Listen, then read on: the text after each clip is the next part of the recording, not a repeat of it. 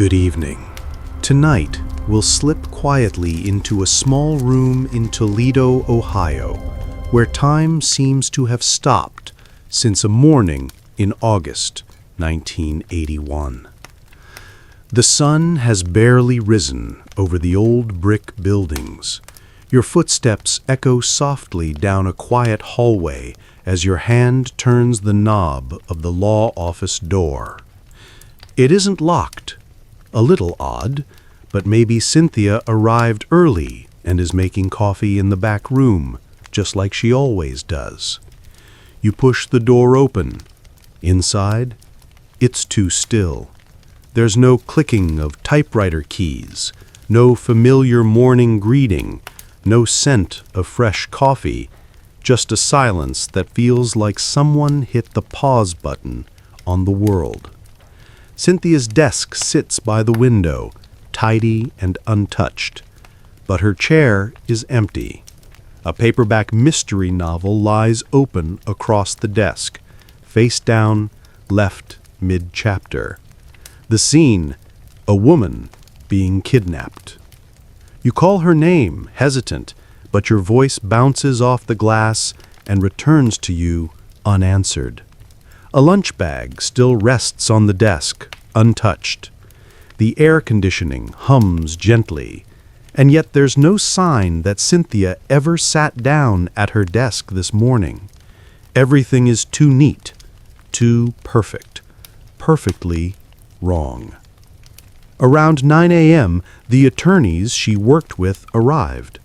No Cynthia. The office door had been unlocked. Her purse and keys were gone.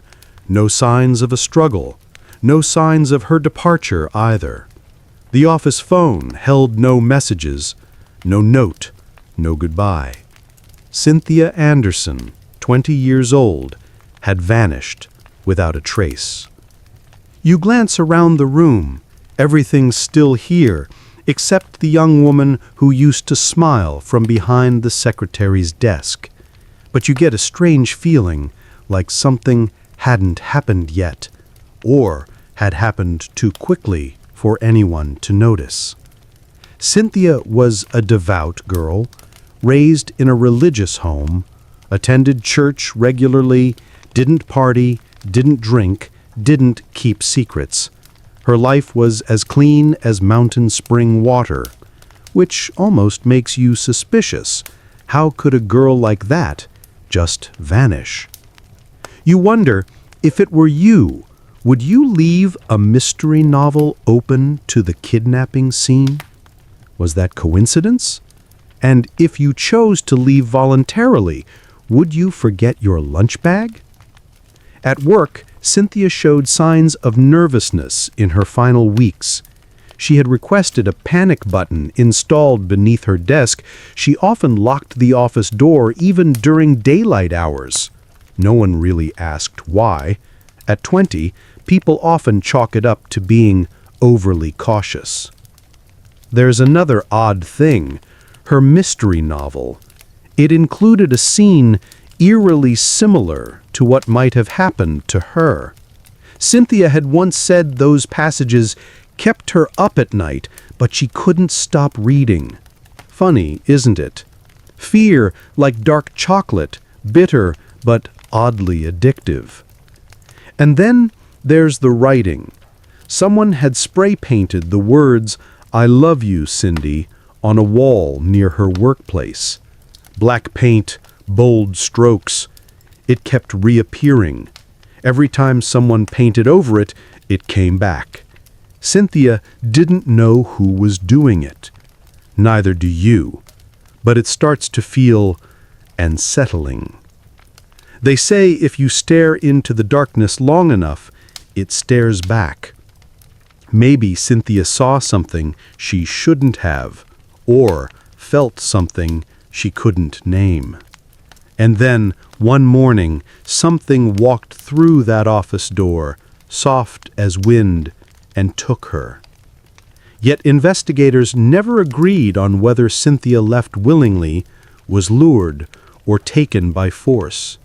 Every possibility has holes, like the story was written by someone too clever, playing a game with missing pieces. Right now, you're sitting in that same room. The clock reads 9:15 a.m.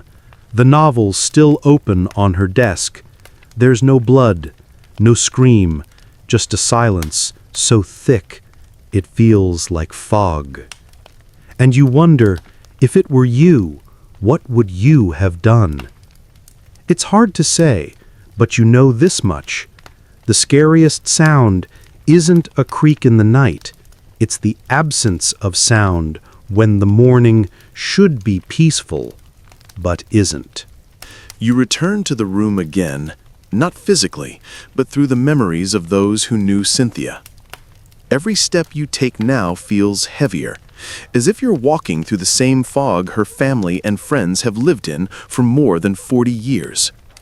What could possibly make a kind, rule-following, soft-spoken girl disappear, as if she'd never existed?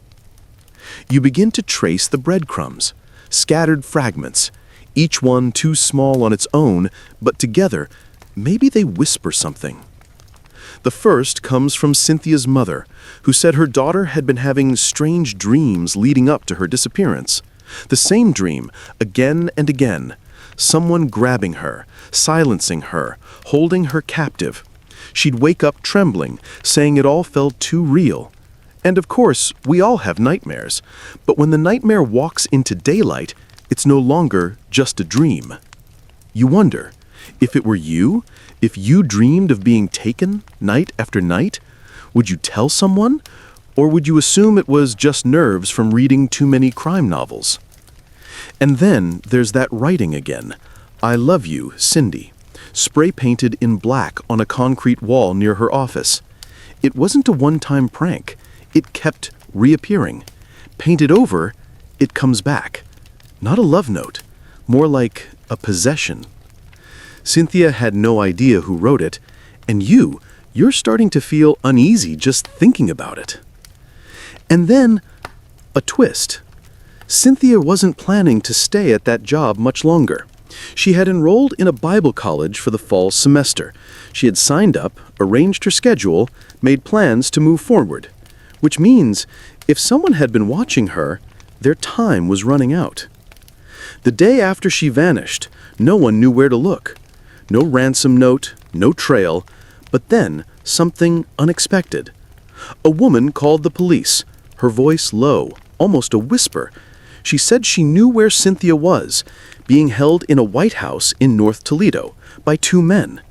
She pleaded for officers to check before it was too late, but when they asked for her name or details, she hesitated and hung up. Police searched, but there were over 200 White Houses in that area. The woman never called back, and the lead faded into the wind. You ask yourself, if that were you, would you have made the call? And if you did, why not say your name? Maybe she was afraid. Maybe she was being watched. Or maybe she was part of something darker. Another strange detail surfaces.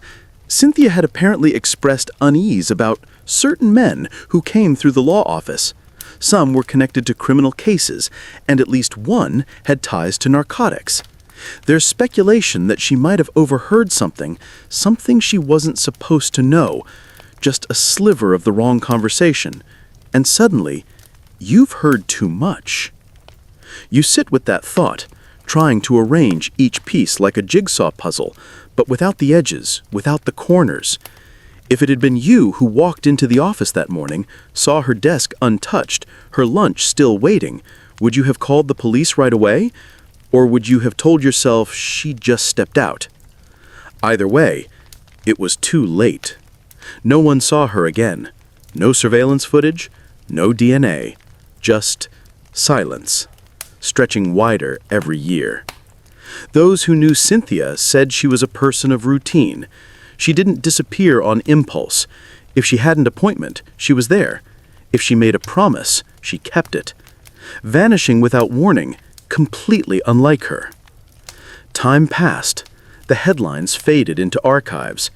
Each anniversary brought a short newspaper mention, a photo, a caption, a reminder. A woman lost a family waiting.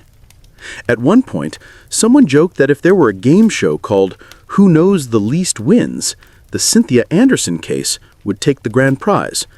But you and I both know that's not funny. Not really. Some stories haunt us not because they have too many questions, but because they have no answers at all. And in that silence, Cynthia's dreams, whether prophetic or just echoes, start to ring in your ears. Yet investigators still can't agree. Was she being stalked for weeks, or was she a random victim of circumstance? Some believe the anonymous phone call was a hoax. Others think it was the only real clue we ever got, and we let it slip away. You look at a map of 1980s Toledo. Streets leading out of downtown, roads turning toward the quiet suburbs. If Cynthia was taken, then how? Who had the power to make her leave with no noise, no trace, no struggle? And why? Perhaps she stepped out of that office, glanced up at the clear morning sky thinking she'd return in 10 minutes. But whoever waited outside knew she would come early, knew she was planning to leave for good, and couldn't let that happen. You follow the shadow, not through the hallway now, but behind the curtain of legal language, where everything is recorded in cold, clinical terms, files, testimony, evidence. But not every truth makes it into the record, and not every secret needs to be shouted to be heard. Nearly a decade after Cynthia disappeared, a whisper slipped through the cracks. A man named Jose Rodriguez Jr., who was already convicted in a major drug trafficking case in Toledo, told investigators he knew what happened to Cynthia. He said it plainly, with the calm of someone who'd been sitting on that truth for years. Maybe he was bargaining. Maybe he was lying. Or maybe he was telling the one truth no one wanted to believe. Either way, no one was charged. His information, if any, vanished into the quiet. You start to feel it, the slow erosion of answers under the weight of time. One theory suggests Cynthia was silenced because she overheard something dangerous at the office. Some of the law firm's clients were not exactly upstanding citizens.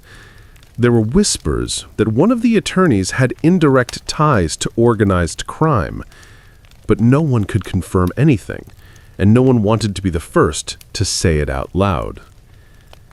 You're walking now through the gray space between what's legal and what's hidden.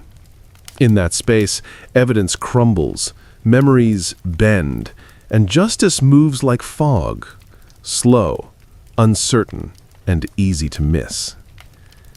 Someone once said Cynthia would often glance out the window while working, startle at shadows, flinch when someone passed too close. That's not typical. That's not normal behavior. That's the body keeping score of something the mind won't admit. She once joked, half laugh, half warning, that if anyone ever kidnapped her, they were probably reading the same mystery novel she was. A light joke, until it wasn't. Years after Cynthia vanished, a private investigative team revisited the scene.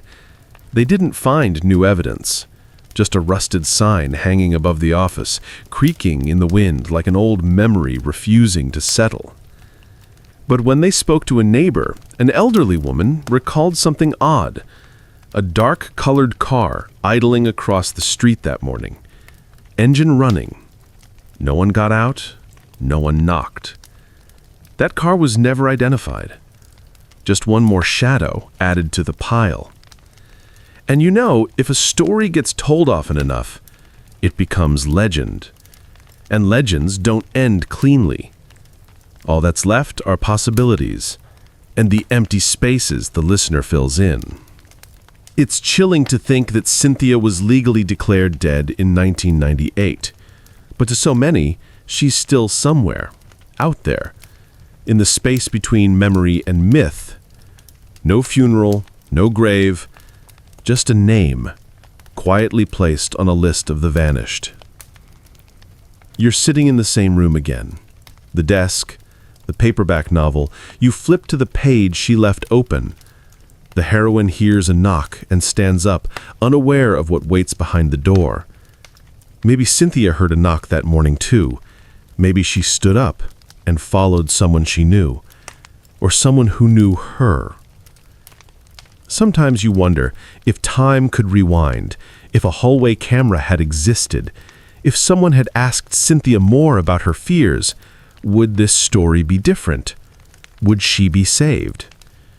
But what if changes nothing? Investigators still can't agree on whether Cynthia was a planned target or a random one. Some believe she was lured by someone she trusted. Others think the whole thing was scripted, a performance Cynthia didn't know she was starring in. You exhale slowly. You've heard the story. You've walked its crooked path, stopped at every dead end, paused at every question. And now it's time to leave. But where do you go when there's no final line? Outside, night has fallen. Darkness lays itself across the landscape like a heavy blanket. In the room you're lying in, the soft lamplight paints faint shadows on the wall, like the memories we carry but never speak of. You close your eyes. Cynthia's image lingers, not in fear, not in violence, but at her desk, smiling as someone walks in.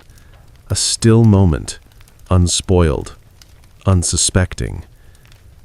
Maybe somewhere, someone still knows the truth.